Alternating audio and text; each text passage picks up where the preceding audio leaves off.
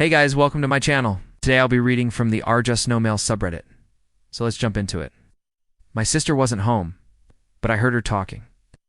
My older sister is 19 and has always been super independent. She works 2 jobs to put herself through college and has always had a very strict sleep schedule that she sticks to religiously.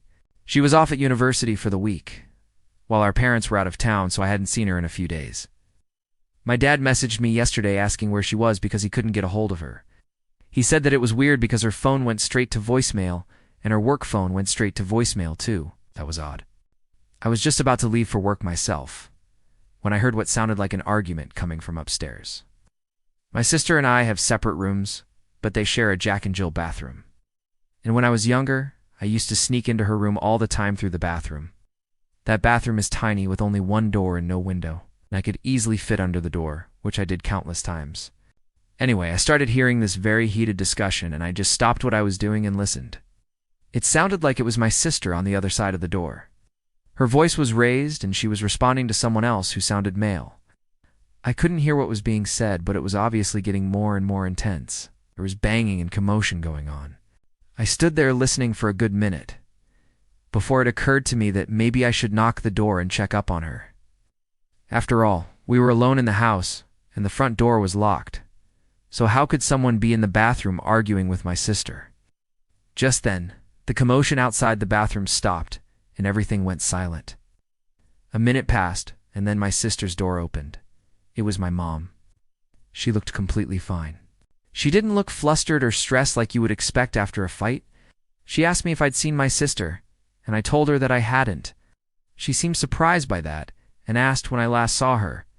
I told her that I'd seen her a few days ago. When our parents were still in town, she must have gotten home last night while I was asleep. As my mom walked past me, I noticed that she was holding a suitcase. It was small, but it was definitely big enough that you would be able to fit it under the bathroom door. I knew for a fact that my sister doesn't even own a suitcase. It suddenly occurred to me that this might have been a very inappropriate thing to do. But I followed my mom out of the bathroom and into the kitchen, where she set the suitcase down. I told her that I had gotten a bit worried, because I'd heard someone in there yelling and she gave me a weird look and asked if I'd actually knocked. I admitted that I hadn't, and that it was probably none of my business anyway. She told me that it wasn't anything to worry about and that I should go to work. I tried to get back to my day, but it was really hard to focus. The whole situation was just unsettling to me. So against my better judgment, I decided to text my sister to see if everything was okay. Since she was in college, I rarely got to talk to her, and when I did, it was usually over text because she was busy with classes or work. So it wasn't out of character for her to not respond right away.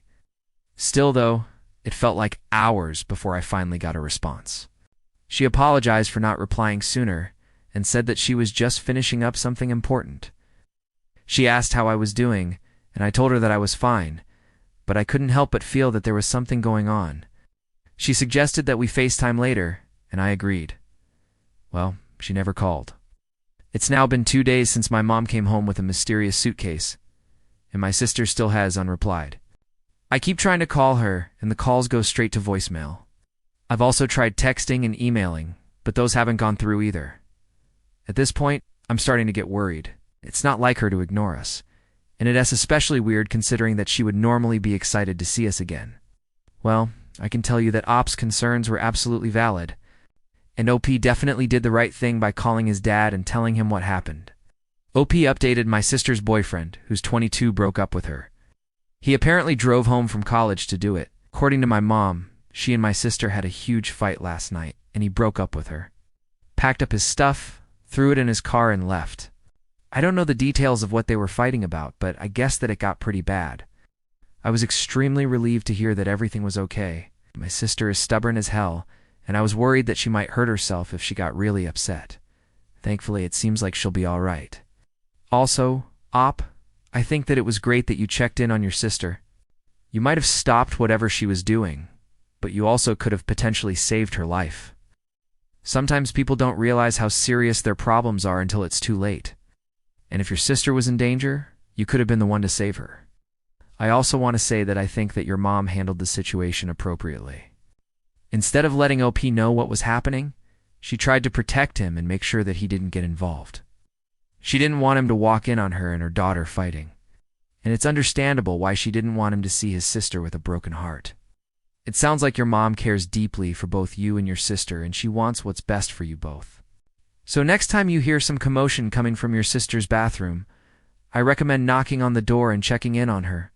It may be awkward, but it could end up saving her life. So, I'm glad that you checked in on your sister, and I'm glad that she's safe. And I'm also glad that your mom was there for her. I'm giving this story a 4 out of 5. What about you, Reddit? What would you have done in this situation? Let me know in the comments down below. And if you like this story, please remember to check out my podcast, where I publish the exact same episodes. Also, be sure to subscribe to my channel. If you like my content, you can follow me on social media. And if you enjoy reading, feel free to check out my book reviews on a website. I'd like to thank you so much for watching. I'll see you in the next Reddit story. Bye.